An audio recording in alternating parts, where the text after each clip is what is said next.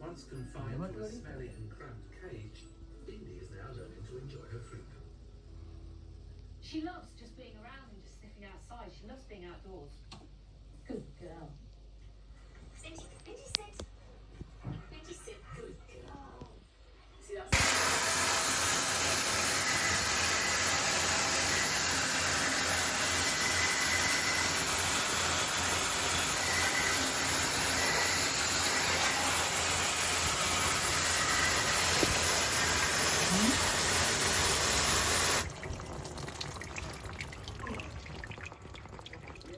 Oh, shit.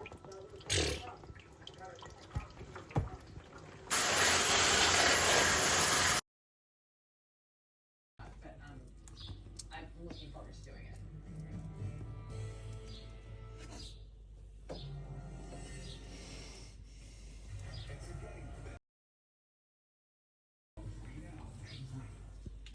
I'm Richard Karn.